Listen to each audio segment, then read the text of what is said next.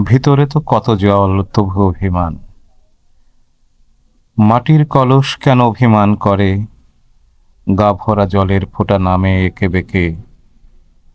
নিচে যেন নদী পাবে, প্রিয় মুখ পাবে, বুকের দিঘিটি নোনা জলে ভাসাবে আজ।